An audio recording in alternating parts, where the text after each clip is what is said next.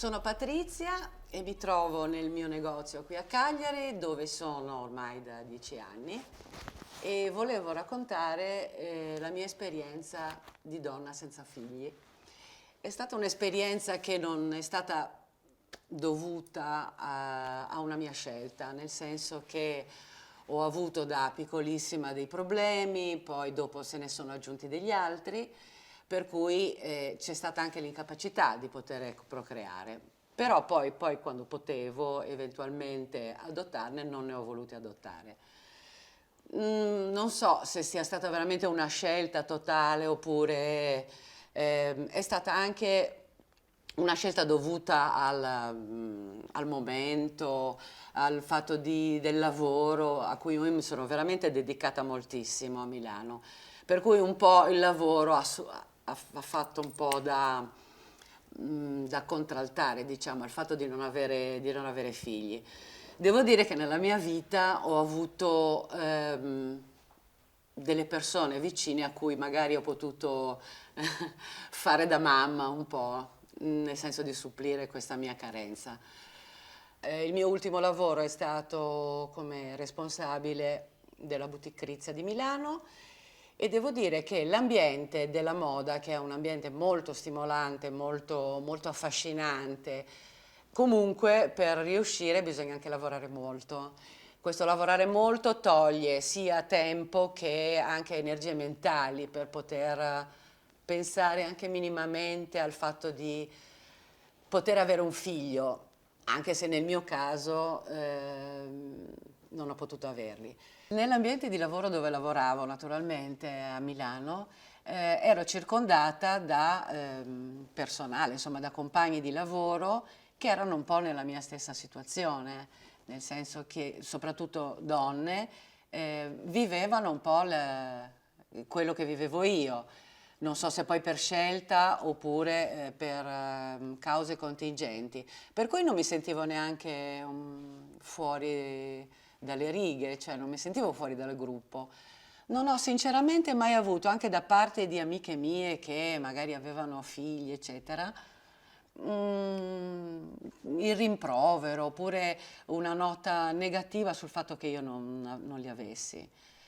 Sì, mi dicevano magari che non avevo molte responsabilità, eccetera, però ne avevo talmente tante con il lavoro che la metà basta, sinceramente. Almeno come l'ho affrontato io e come soprattutto la città di Milano ti aiuta e ti costringe un po' a questa concentrazione sul lavoro. Per cui anche la vita, il tipo di vita, diciamo è un po' più sterile, un po' più arido da questo punto di vista, però è talmente tanto, o almeno a me ha dato talmente tante gratificazioni, per cui il fatto di non avere figli, l'ho vissuto un po' in secondo piano, nel senso che avevo il lavoro che mi bastava.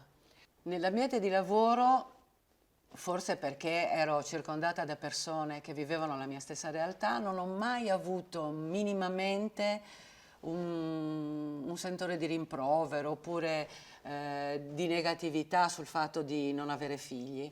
E devo dire che neanche la mia famiglia, che è la cosa più importante, ai tempi c'era anche mia madre, adesso c'è solo mio padre, nessuno dei due mai mi ha detto, oh come non mi hai mai fatto nonno, quelle cose classiche, tremende che sento in continuazione. Devo dire che non ho mai avuto problemi. Le mie amiche, non ne ho avute tantissime, ma le mie amiche avevano già dei figli, per cui ho fatto un po' da zia, un po' da surrogato di madre dei figli e comunque anche ragazzi giovani o persone giovani che conosco con cui ho un bel feeling, faccio già da mamma, nel senso che le mie prerogative di maternità le risolvo e le riverso su di loro.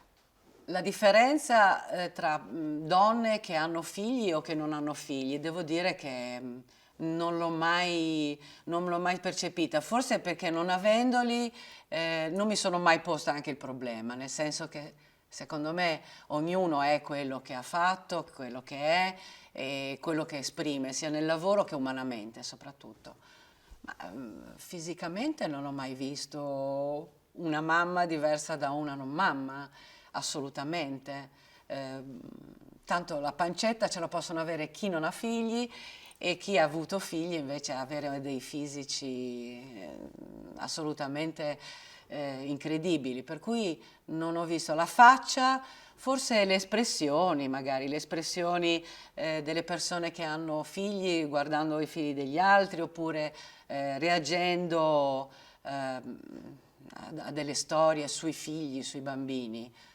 Devo dire che da quando mi è stato proposto di fare questa testimonianza, intervista, qual dir si voglia, è da lì che sono un po' andata a ritroso, ho fatto un po' di amarcord perché sinceramente avevo un po' rimosso questo problema di essere mamma piuttosto che non esserlo. Per cui mi sono ricordata tutte i miei percorsi che sono stati umani e lavorativi e poi anche fisici, diciamo, fino in fondo. Andando a ritroso in questi ricordi dei miei trascorsi, sinceramente adesso posso dire che non ho nessun tipo di rimpianto di non aver avuto figli, di non averlo voluto provare, anche quando avrei potuto magari adottarne, non ho voluto appunto perché ormai è come se la mia via fosse un po' tracciata, diciamo. Non ho avuto nessun rimpianto.